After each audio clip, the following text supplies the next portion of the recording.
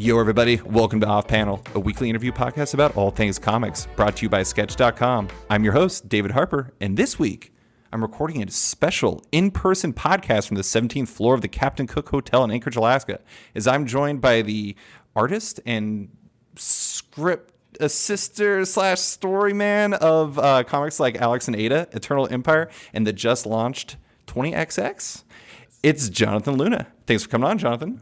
Hi, David. It's great to be here. So I have to start, we are in the Captain Cook Hotel right now. Mm-hmm. You told me, as we were getting this all set up, that this is actually the location that you used as like the your basis of Maria's job in 20XX. Right. I have to ask, is this the first time you've ever done an interview from a location from one of your comics?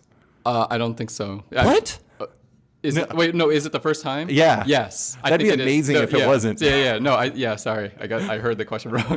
But yes, I think it is the first time, especially like out of, DC where I'm from. Right. I can't to my knowledge, I can't remember, sorry. I can't turn my head right. You can't hear me. No, you're good. Okay.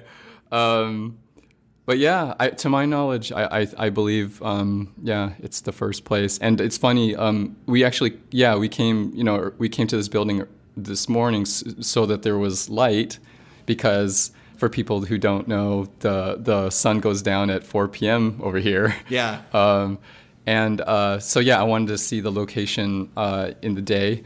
And I actually took a picture of Lauren, the co-writer, standing where Maria stands in the photo. Yeah, I'm going to post it later. That's rad.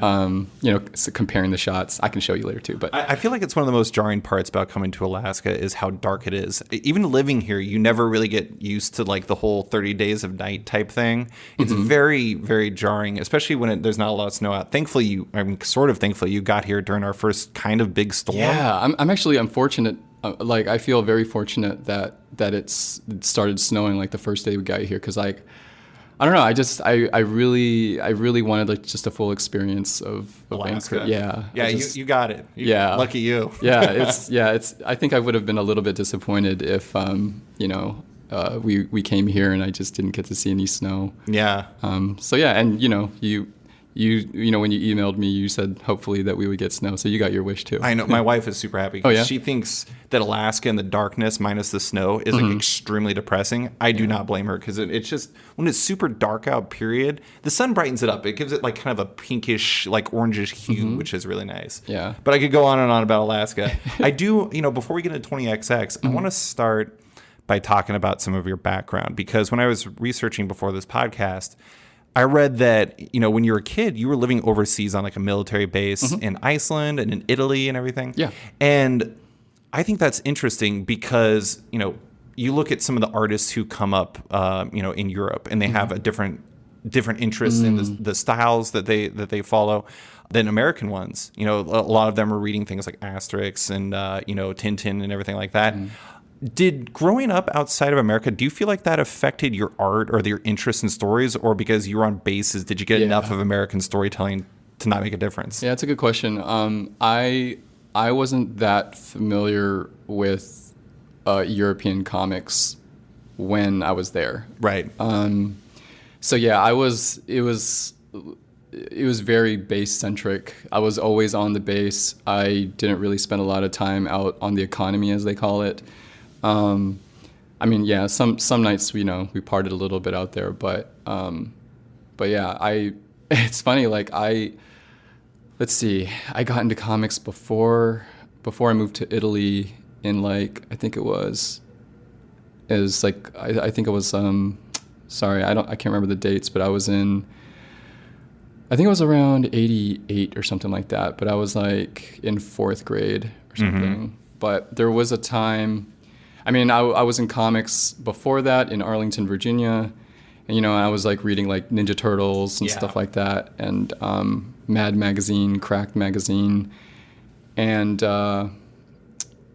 then and then so I was in 2 places in Italy. The first place is Sardinia, which is like a small island like south of Corsica. Yeah. I think, yeah. Or is it north? I think That's a south. pretty cool place, though. Yeah, it's a very small island. It's a beautiful place.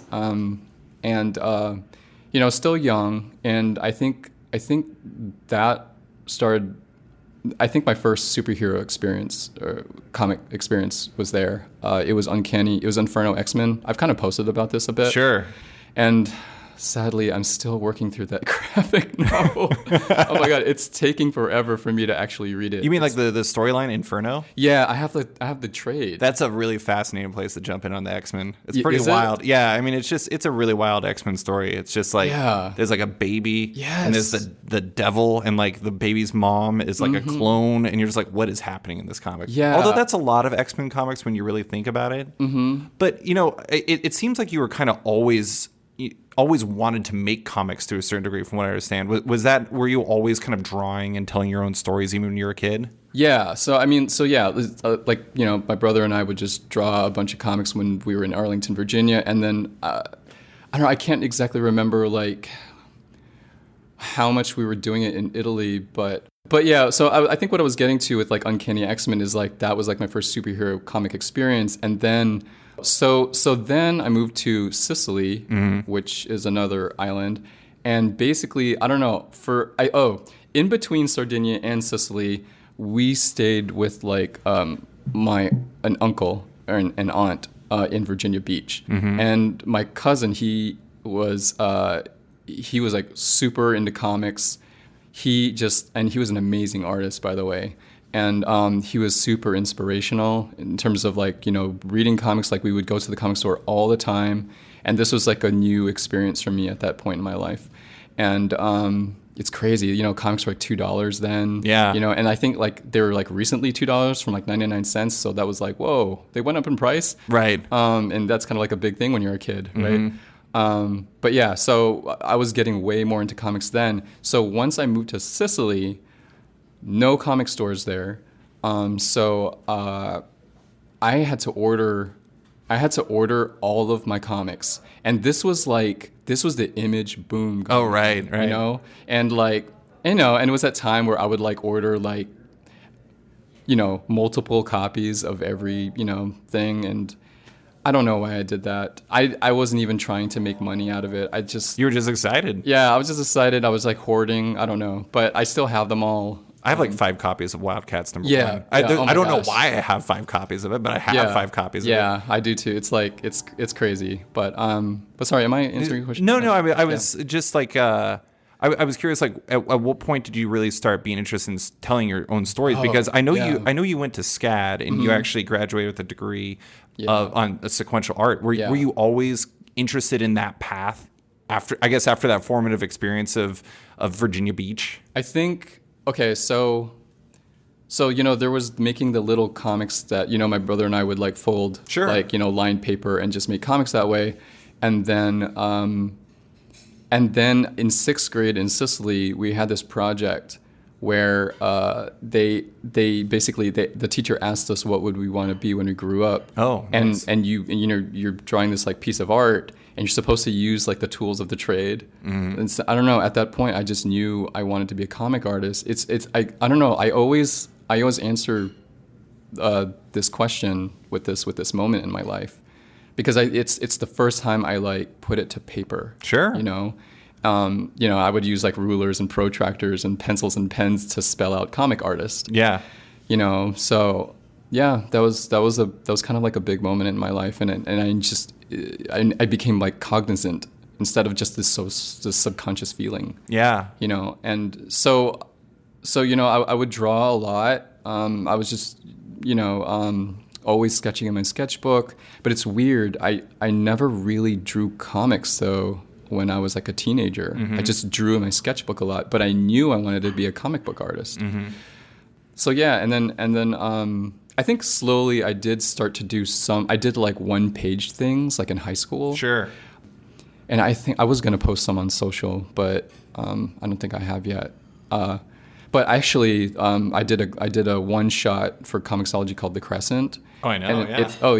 And it is actually sort of inspired by a previous sort of like werewolf like one-page thing that I did, and I think I actually meant to post it when Crescent. Oh was, yeah, you gotta post that. That's awesome. I should have posted that. But, I don't know if you know there's a artist Stephen Byrne. He's from Ireland, and he draws Wonder Twins right now for DC. Oh, cool. And he recently redrew a page from his childhood, and it was really funny. Like he did everything exactly the same except for he's now. I saw that. Yeah. I think because you liked it, and I saw it on Twitter. Oh, that's it was amazing. I mean, it just seemed. It looks so good. Obviously, like I would hope I would be better at drawing than I was when I was like 6. Yeah. That's the unfortunate thing is I did not get better. I have actually a book of like memories, like when I was like I think in 4th grade or something like that. And I also had what do I want to be when I grow up? It was comic book artist, except for I was horrible at it. So I think by the time the following year when I did the similar thing, I was going to be a marine biologist. Somehow I ended up in marketing. I don't really know how that works. So you wanted to be a comic artist? Oh yeah, I was really? Horrible at it though. Most of the time I just studied Humberto Ramos and it was like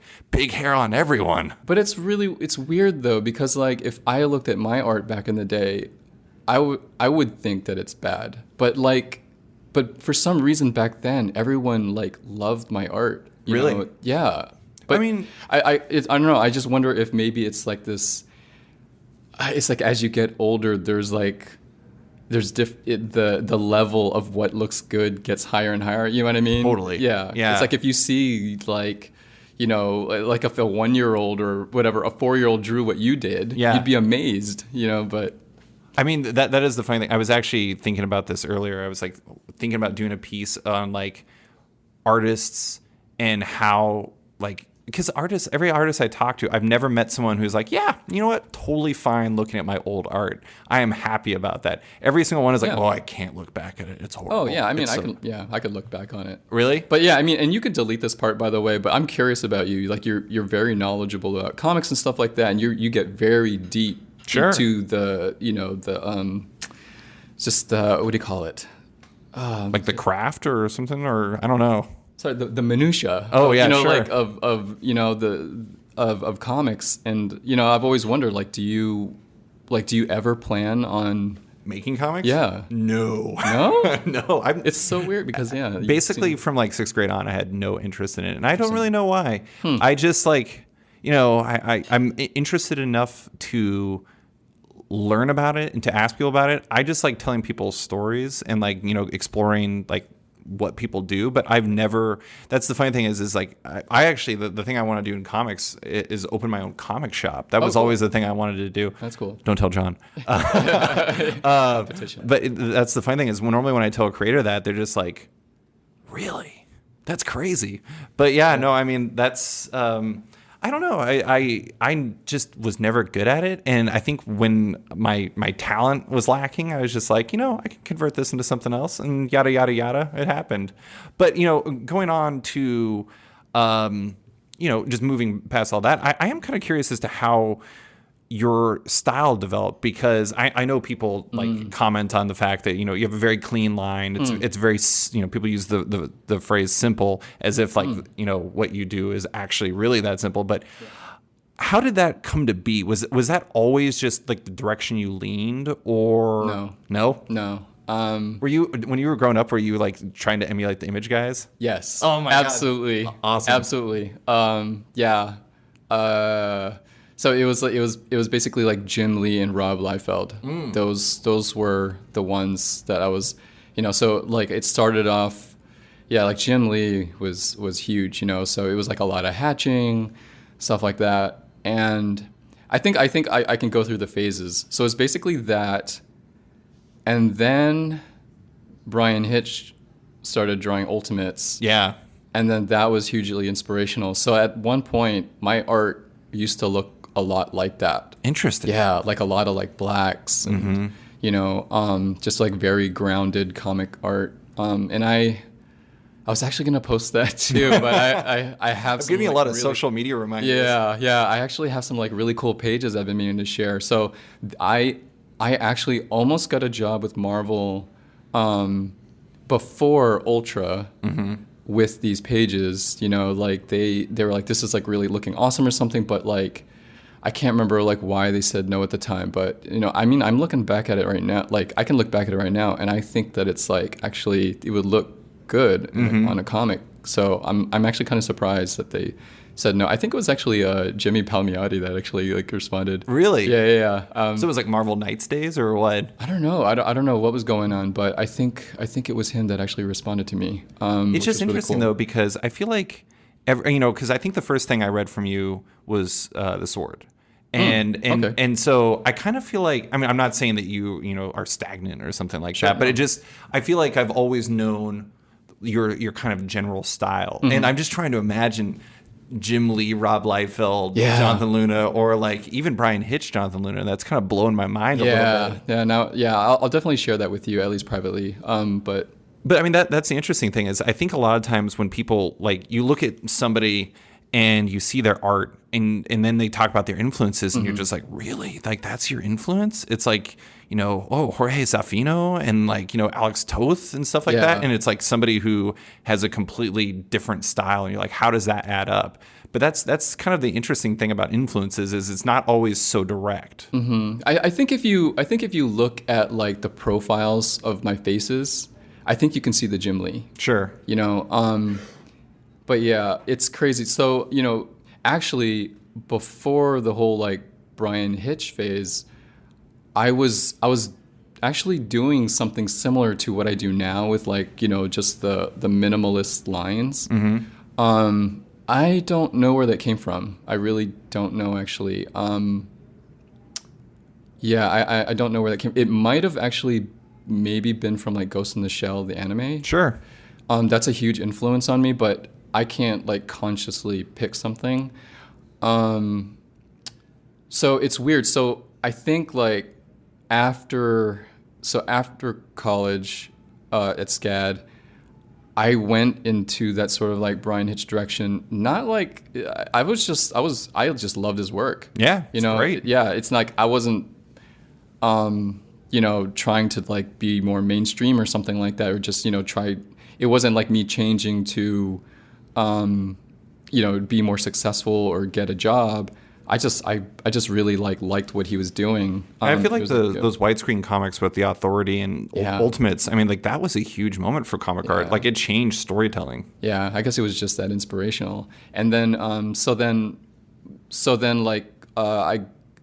it's strange, but like if you look at Ultra #1, I think there are like some elements in that still like I'm like transitioning from the Brian Hitch phase to what I've been doing like for most of my career. Sure. There's actually like more varying widths in the lines. But most of my career it's been just basically just like simple straight lines, like as if I was like drawing with like a micron pen. Right. But now I'm in a new phase. And, obviously, like most of my comics have been color. I dropped that. I mean, should I get into that right now? Yeah, go ahead. Okay. Yeah. So there's a number of reasons why it's different with 20XX. Number one, drawing and coloring your comics and lettering them, by the way, is... a little bit of work? Yeah, just a little bit. Yeah, just a little. And... I don't know, like, I'm sure you've heard from many other comic creators that it's tough, like, trying to have a life, it's tough staying healthy, when you're just sitting at the desk all day. Unfortunately, that has not changed. So I removed coloring, one, to give me more time in life. Number two, because I wanted to focus more on the line work. Sure. Like when I was younger, I was having more fun drawing. Yeah. And I missed the fun of drawing, and I felt like drawing with the minimalist lines, it was almost like me just trying to get the job done in a way. But now I'm like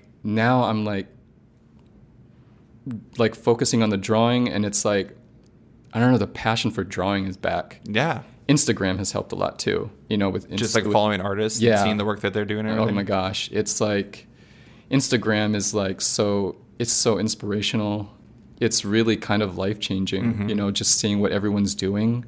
It really makes you want to just, every time I open up Instagram, I'm like, God, I want to do something, something else, and there's so much stuff that I want to do. Honestly, I think that a lot of people would be surprised by some of the future stuff that I want to do, but yeah, I'm excited to get to those. I do think, I mean, just looking at your career, I think one of the most interesting parts of your career was the part where you weren't doing anything. And I know okay. No. That's, Like, I think I did this podcast at New York Comic Con with Brian K. Vaughan, and we were talking about how, because Saga's on break right now, and about how, like, sometimes you need time to kind of recharge your batteries, and about how you can learn a lot about who you want to be as a storyteller and how you're going to approach things when you take a gap. You took a 2-year gap where like the first year you were doing photography and the second year you were learning to paint, which eventually resulted in Starbright and The Looking Glass. Yeah.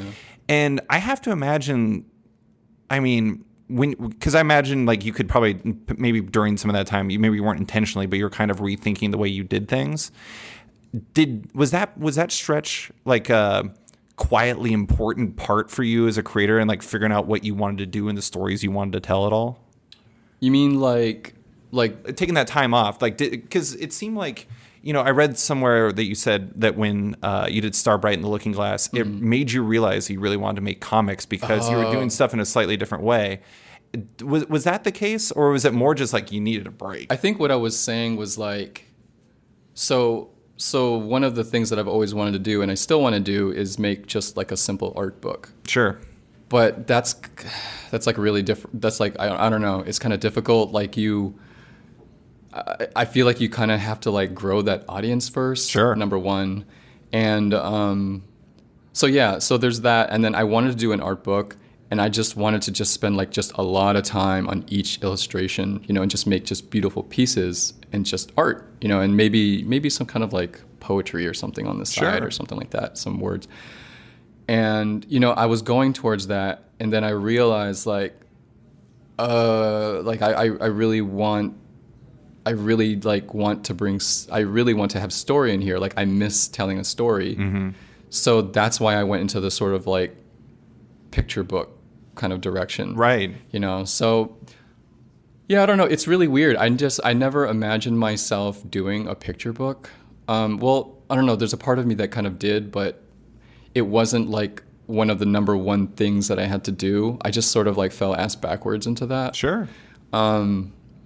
So yeah. I bet that was like a unique challenge though, because I remember I had Vera Brosgol on, and I also had Lucy Nicely on, and like I think we talked about their respective picture books, and one of them was talking about how you would think that art plus words, it's the same thing. Yeah. Nope, not the same. Yeah, it's not. So yeah, that was quite a challenge for me. I struggled with Starbright a lot. It's like I don't think I have any business writing prose, honestly, and I don't think I'll ever return to it. But I think I needed to go there to realize that. Yeah. I need to go through that. I'm glad that I did it, even though I may not have like done well or something, because I learned something about myself. Doing that book. Well, and going to what you were saying about 20XX and doing it in black and white and like how you're approaching it. I just had Daniel Warren Johnson on the podcast. Oh yeah, I think I heard that. Oh, and we were talking about how he, he's got a kid now, and like, and how he's trying to find ways to save himself time and save him the future. He's investing in the future, Daniel Warren Johnson. And sometimes I think that stuff is important because people don't think, readers such as myself. It's not like we're sitting around being like, oh, how long does this take them? We're just like, whatever, make it faster, Jonathan. Make more comics quickly. Yeah, I will say like that, like it was my intention to do that, to do what he's doing. In trying to save more time. And by the way, I don't think I got to the other reasons why I'm doing black and white. So, I think I did say it. I'm trying to concentrate more on the line work. And, I guess the third reason is I'm very inspired by manga right now. Oh, nice. Yeah. I've always loved manga, but I don't know what it is, but it's like I'm only reading manga now. Sure. And we also, like Lauren and I went to Japan like last year, and I tried to go to every single like manga library I could, every manga store that I could. It was pretty life-changing for me. Nice. Yeah, it was very inspirational. Back to, so I wanted... with 20XX, it was my intention to do things like more sketchy. Mm-hmm. A little bit more raw. Yeah, and Are you too much of a perfectionist? yeah. It's so hard. It's so hard to let go, like it's so hard to like loosen up. But I think I'm trying. I'm slowly getting there. And actually, if for some I think there are some pages where I'm more loose than I normally would be. And like I think like once you get to the last page of issue 1, I was gonna say there was a lot of energy on that page that's different than I normally expect from you. Yes. When I got to that, I was like, "Woo, yeah, Jonathan, what you doing, man?" yeah, thank you. But yeah, I intend to keep going in that direction. I want it to be kind of like gritty. I gotta and say, not so clean. As far as final pages go, that's like, okay, I'm definitely coming back after that. Nice. I mean, no spoilers, but it's just it is a significant last page. Yeah. It's quite the thing. Well, let's jump into 20XX because that's what we're here for. That's literally what you're in Alaska for because you're doing a signing at my comic shop, Bosco's. Mm-hmm. I'm gonna do the actual solicit. 20XX is a sci-fi thriller for mature readers that imagines a not-so-distant future, a world of norms and Sims divided by fear. Sims, a small percentage of the population with telekinetic abilities, form gangs to survive, but division only breeds more division. And Mare and Nuon experience this firsthand as they become entangled in the often dramatic and sometimes violent, but always complex social landscape of Sim gang rivalries in Anchorage, Alaska. Where we're at right now. Yeah. It's you and your collaborator, Lauren Keeley. Mm-hmm. I mentioned the last page was great. The whole first issue is awesome. Oh, As you know, I'm a fan of your work, but Thank you. I am very curious as to the origins of this. And it's not just because it's set in Anchorage, which I always am deeply fascinated by, but like, how did this come together and why was this a story that you wanted to tell in this rather divisive era? Because it feels like, I don't know, this is kind of a funny statement, but I feel like Alex and Ada felt like it was about something, but when I read interviews with you, you talked about how it wasn't necessarily as pointed as some people said. 20XX feels pointed maybe in a way that other works don't, perhaps. What do you mean by pointed? Well, I mean that it feels like, we are in a rather divisive era, and there is a very specific split in 20XX, and like a lack of empathy in like the people to another. There's a group of others effectively, and it feels. I'm not saying that you're making a strong political statement or something like that, but at the same time, it does feel like this is built off of something. So I guess where does it come from? It's like my goal to not confirm or deny. You don't have to confirm or deny. Yeah, I try my best to sort of like let the audience read how they will. Yeah, read how they will. But at the same time, I think I don't think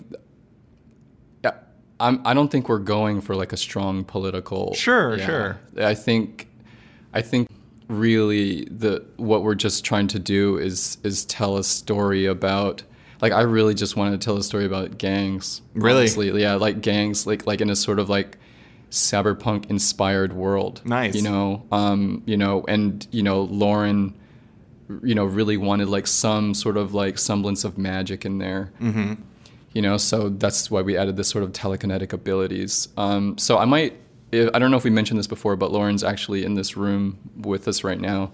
And that sort of makes her seem like a ghost, which is kind of hilarious. Yeah. Are you with us right now, Lauren? Yeah. So I might need a little bit of her help in trying to figure out, talk about the origins of the book here. But Lauren and I spent a very long time trying to come up with this series. It was in development for a year, right? Over a year.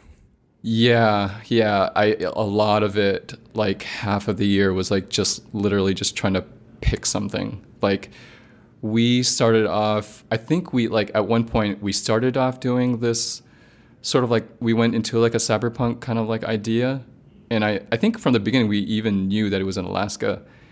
And then after that, we went in a different sort of, so I also don't want to spoil. Sure. No. Yeah, I don't want to spoil it because like we do plan on like I at least maybe plan on going back to this concept. But we went to another concept. I mean, we went to like a third concept.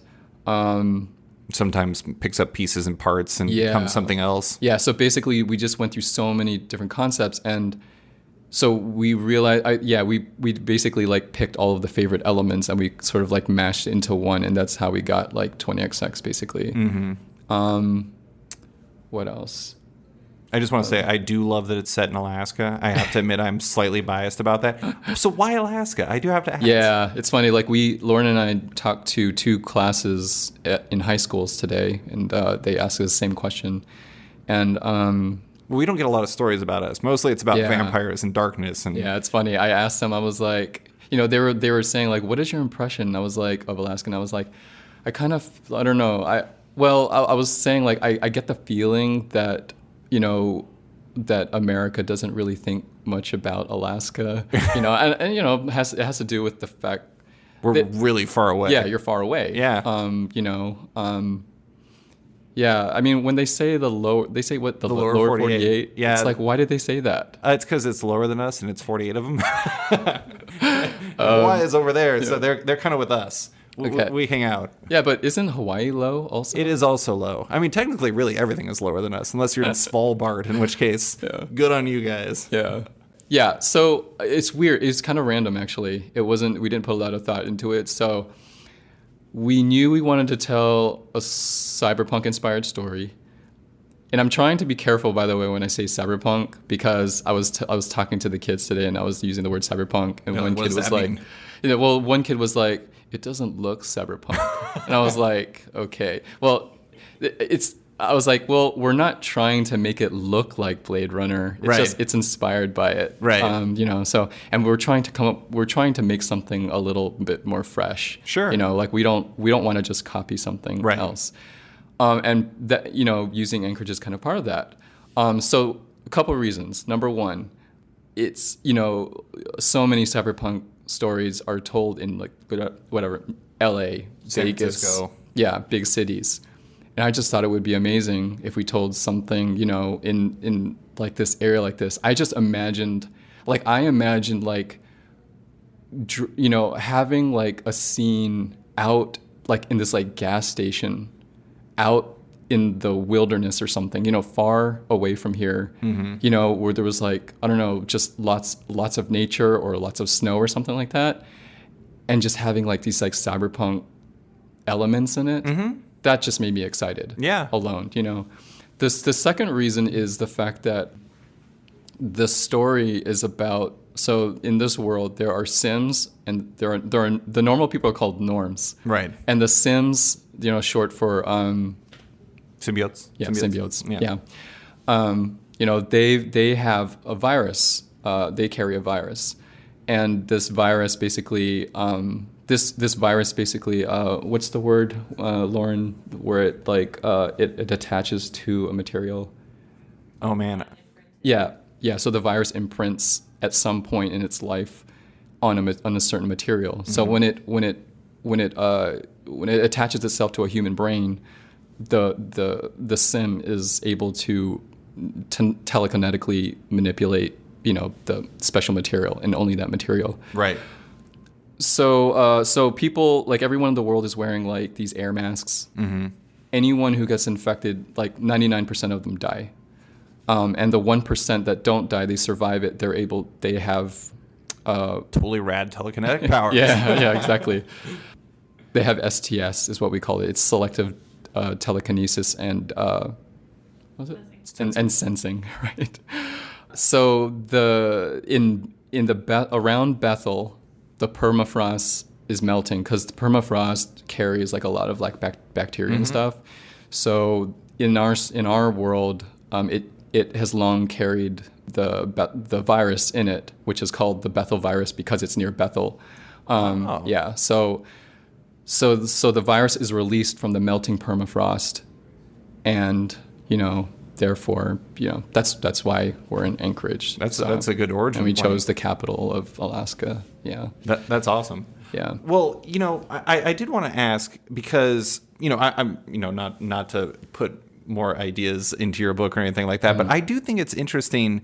Like the split between norms and Sims kind of reminds me a little bit about like how in Alex and Ada you explored, humans and androids, and there's norms and sims. Like, it seems like you're often interested in exploring the differences between people and like what separates us. Like in the first issue, there was a whole line that, like the first page has this line that's about how people are saying to themselves, not my town, not my school, not me. So what happens when the whole world shares this point of view? And then the line is, things get fucked up. That's like the next page. And it's this grand vista of actually the location we're currently at. Yeah. And I think that's interesting because it's like, I guess I don't want to put you in a position where you're trying to, speak for the book or anything like that. But why do stories like that, where you are exploring the differences between people and what separates us, why is that something that interests you as a storyteller? I don't think that's a conscious thing. Sure. Yeah, it's not me, time to pair two things up again. Yeah.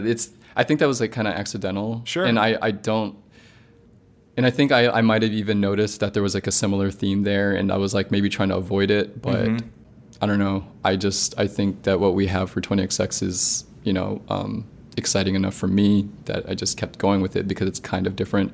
But I would say with Alex and Ada, it has that element in it. I would say mostly because of like Sarah. Right. So like, I pitched Alex and Ada to Sarah, and I just basically just wanted to tell a story about a guy and a female robot, and I didn't know exactly like where it was gonna go. Sure. But Sarah was very very what's the word? She has interest in with the theme of discrimination, sure, and stuff like that, and so it just naturally came that way, and I just thought it was brilliant. I think working with Sarah on that book was perfect. I just love that Alex and Ada turned out that way. Yeah. And so with 20XX, I think that, like I said, I really just want to tell a story about gangsters that are like warring with each other, and but it's like we had all these elements that basically put the Sims into that discrimination, situation, that position. So it just kind of just happened that way. It's like an accident. Yeah. Well, yeah, and and that's the funny thing is like number one issues are always really fascinating because it's like you can tell as much as you tell in it, but it doesn't. It's not like you can ever fully realize everything you're going to manifest in there. It's like we get a touch of like the gang stuff in the first issue, but it's not really going into it. Although I do have to admit, now I'm very excited because I keep hoping it's going to be like The Warriors. I don't know if you've ever seen The Warriors. Yeah, I think maybe a long time ago. But yeah, I love that movie. Yeah, it's totally not what your comic is going to be like. But I'm like, I love The Warriors. Anyways, well, and this might be a time to bring Lauren in, but I am always curious about the creative split when it comes to a project like this because you look at the credits and it's you are story and script assists on top of all of your art-based duties. What does that mean exactly? Like how is there like a specific split on duties, or is it just you guys talk and then when she's done with the script you guys kind of talk about it some more? Yeah, so it's pretty much been the same way my whole entire career, working with my brother and Sarah and now this. It's basically my preference as a creator because I like to have my hands in everything. Sure. I don't know, like I'm still working on my craft as a writer. At some point I do want to do like my own series like 100%, but at the same time time is part of it. It's hard to put out a monthly comic book when you're doing all that. But that said, so for generally speaking with the process that I work in, there's the plot. I speak with Lauren about what's going to happen,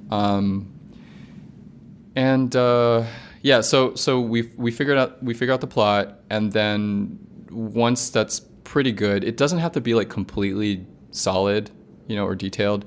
It's just enough for us to know where we're going, because like we want, it's like I just need to know where we're going, but also I don't want it to be so solid that we're just like following this thing for 2 years, not your roller coaster. You want to actually have some room for, splintering off and doing something different. Yeah, exactly. Because, and like when you're working on this for 2 years, you change as a person. Oh, yeah. So like when you change, your work is just going to change naturally. So once we have the plot down, Lauren works on the scripts, and then I will read every draft, and I will like give comments on it. I might even like give suggestions on like lines and stuff like that. Yeah, just supporting and just trying to make it as the best it can be. And then basically it's back and forth like that for a few drafts until we have something we're both happy with, and then I start drawing. I start doing like the thumb. I basically do like these like loose pencils, and then I show those to her, and then she either has thoughts about it or approves it or whatever. And then once those are good, then I start inking. And then basically like once I finish inking a page, every page that I ink, I will letter it immediately. Oh, wow. Yeah, so I will like ink and letter a page all at once. So like a page of 20XX, when you're done with that page, it's done. And then you move on to the next page. Yes. Interesting. Yeah, I like seeing the the finished product. Yeah. I think like it's fun. Like lettering is probably actually the most fun part for me. Oh. It's almost like editing a movie. Yeah, sure. Like I hear like editing is so fun. Like I love editing too. It's like it's basically like where everything comes together and it feels like a final product. Yeah. You're able to actually read it. Yeah. I love that. Yeah. So I mean, I love the other parts too, but it's it's a lot of work and it's like very time consuming. But well, it feels like lettering at that point would just be all payoff, and who doesn't like all payoff? Yeah. Well, I do have to comment on, Alex and Ada. I really loved. That was a fantastic book. And one of my favorite parts about it was the fact that it was just like it was like slightly in the future. It was like far enough in the future where you'd have cool coffee carrying robots that flew around and stuff, but not so far in the future where it's like unrecognizable. And I feel like 20XX does that too. I feel like that's kind of lightly implied by the name, because it's like, it could be anytime. 20XX, who knows? Yeah, it's funny. I actually talked about that with the kids. I think they're right. I think someone. Yeah. The reason why it's called 20XX is because, like, I don't like it when I watch a futuristic movie and it has a year in it that's in the past. Look at Blade Runner. Yeah, exactly. I brought it last month. Last month. Oh, was it last month? Yeah, last month was November 2019. It was like the last month you could say that like Blade Runner happened in the present or future. Yeah. And so you permanently date yourself. Exactly. And Alex and Ada never uses a date either. And that's conscious. So I'm just trying to avoid dating it. Sure. So like once it'll be dated once it's 2100. Yeah. But by that point, I'll be dead, so I don't care. But that's the thing I also like about it, though, is sometimes when people, I mean, you look back at like 1950s visions of the future, and you look at like the Jetsons, and it's like, exactly. By 2005 we're all gonna have floating cars and Rosie the robot and all these different things. Right. And when you do that and it doesn't happen, it just ends up being really weird. The thing I like about the way that you do your visions of the future with like Sarah and now with Lauren is that it feels like recognizably like modern society, but with tweaks. Like one of the things, it was a very subtle thing. I mean, I don't think you even really called attention to it, and maybe I was reading too much into it, but when Mare first wakes up, like when she's first introduced, there's like an overlay on her eyes or something, and it's showing like the weather and everything like that. It's kind of a Google Glass feature, but built into her eyes. Right. Like those types of things are really cool, but they also like, it feels like something that could happen in 5 years, in 50 years, who knows? Like, do you have fun with trying to build out like that world in subtle ways that aren't so heavy-handed? Yeah, absolutely. And I think it's like there are a lot of like pros with it, because it feels more believable. It's more relatable. And number two, I don't have to think as much about it. Like I don't have to like do tons of research to go. I think if you go like too far, where like something is like, does that make sense? Yeah, totally. Yeah. I mean, I do. I also appreciate the fact that you largely avoid extreme cliches. And now, don't get me wrong. Like, I love like the fact that like Blade Runner and then like Fifth Element and lots of other stories always have like floating noodle carts. And like that's always like a trope in future movies, or like the lit up umbrellas. Exactly. You know, like, yeah. I mean, there's always in movies. There's always like these things. It's like we're in the future because everyone's eating Chinese food. Oh my gosh. But I mean, like that's like one of those things. But it's. Rome wasn't built in a day, and the future wouldn't be either. And so it makes sense that largely society looks much the same. I mean, same with, Anchorage. That's the funny thing is, this is a thing I was going to bring up. Did you ever watch The Expanse? I think I started it, but yeah, I hear so many good things. The funny thing is, I think right in the beginning of the second season, they go to Anchorage. Really? And they have like the exact same shot that you guys use. No. But except for the future version of Anchorage has like huge futuristic skyscrapers everywhere. Yeah? And it's funny because it's like you can still see like the Captain Cook Hotel. And you can still see like all these points of reference, but it's wildly built up. Yeah. And it's really funny seeing that, but then seeing your one, which uses kind of a similar angle. Yeah. But doesn't build it out nearly as much. It actually it makes it feel a little bit more real because I'm like, I hate to say it, but we're not getting any super futuristic skyscrapers around here anytime soon. Yeah, but yeah, like I said, when using Anchorage, like I wanted to keep that same feeling. The way that Anchorage is now. Like I didn't want to remove that. There's a reason why we're using this place. We're trying to. Yeah, they're like. I mean, even if you just like fly into the airport, it's the most unique airport that I've ever seen. Really? It looks like a cabin.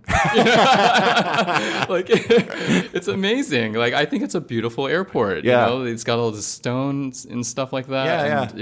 I've never seen an airport like it. It's awesome. This is another one of those things. I was telling Jonathan beforehand about how like you don't like when you live in Alaska, you don't notice these things. That happens with everywhere, of course. Like DC, you don't notice like all the things. You're like, oh, there's politicians around everywhere, whatever. Right. But like in Anchorage, I like completely forgot our airport has any cabin-like elements. I'm like, I know there's a McDonald's I eat at if it's 4 a.m, and I know that they have Wi-Fi, and I know I sit at a table and I type on my computer, and that's about it. Sure. And so that's funny. I never even like, wow, cabin, huh? It is, but I mean, like that's the cool thing about using a location like that is, if you use New York or San Francisco, like you said, they're just going to be like, one of another million futuristic stories that are set in one of those locations. But if you use like Anchorage, Alaska, it's different. It gives you kind of, an edge of a sort.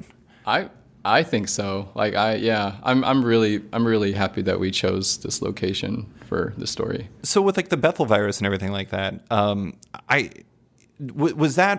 is that part of it more of a gateway to get into kind of the more gang-like stories that you're interested in, or is that a larger part of the story? Because I think it, when you look at it, it's the world is just that's part of the world. Like people wear masks. People, if they get it, there's a 99% chance they're going to die, and there's a 1% chance they're going to have powers. I feel like there would totally be people who like specifically try to get powers, though. That would be a terrible idea. Yeah, I think we've talked about that.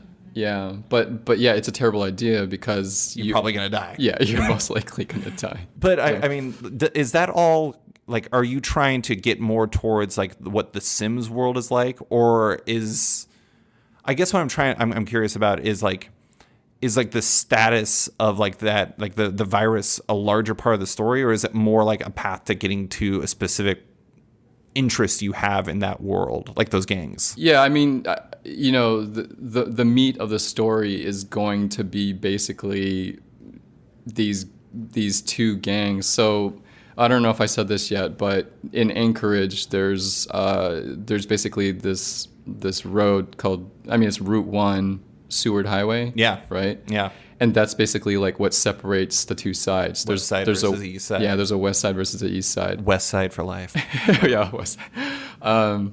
So, do you live on? I live on the west side. Yeah, yeah. That's funny. The funny thing is, I actually work in that building right there, and I live really? like 5 minutes from here. So wow. this is my hood. Yeah, Yeah. it's actually, and I'm gonna need your help getting back to what we were talking about before. But, when we were talking with the students today, we went to West High School? West High School, yeah. Yeah. Yeah. I had no idea that there was a West High School and an East High School. Oh, yeah? Yeah. No, so, you guys got fodder for future yeah, issues. so it's funny. The kids were like, they were like totally, like showing support for the West Side today. That was pretty hilarious. But what we were talking about was like was like the virus more of like a pathway to get to that gang story. Yeah, so like the meat of the story is basically gangs fighting with telekinetic abilities, and there's going to be drama involved. I want it to be kind of like Shakespearean, if I can say,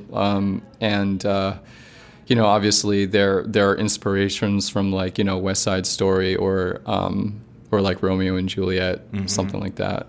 So it's not we're not gonna, I don't know if we're gonna concentrate too much on the virus, if that's what you're asking. Yeah, so in our original, we had kind of like a different story that we were going to tell, and we were going to deal with how the government is trying to find a cure for the virus, and how the Sims are kind of involved in that, but we kind of shifted directions to focus more on the gangs. And so now it's kind of something that is more on the back burner, but we may have the government deal with it eventually.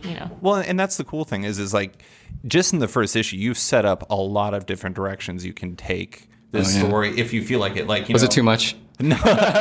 I mean, that's the thing is sometimes when you read a first issue, you're just like, okay, I know where this is going. Like it feels like an A to B thing, and I don't, sometimes A to B is great, but it's nice because especially in 2019 in comics, it's a time where you don't know how long your book is going to last. Yeah, it's true. And because of that, it would be nice to be able to kind of expand and contract depending on what you're able to tell, like how far you're able to go. So if like, let's say you have a saga-like run where you're able to go for 104 issues or something like that. If you did that, you could probably dig really deep into the Bethel virus and things like that. But if you only last for 10 issues, like what you're going to tell. And so it seems like having that flexibility as a storyteller would probably be a good thing, especially now considering the market. Yeah. I mean, we have a plan for. I think it's basically it can go in different directions. We have like a plan in terms of like the plot. It could go for, if it like does well, it could go for a long while. And also it also depends on like if we enjoy it enough. Sure. And there, like I said, there are other things that I want to do. I may just, want to do the other things or something like that. But I think at the least, like this, like first chapter, as we like to call it, it should be around like maybe like 18 to 24 issues, hopefully. Nice. Yeah. But I mean, hopefully, people will want to read it enough that we'll get that far. Sure. Yeah. Yeah. Well, last question. I want to ask you actually about the Crescent.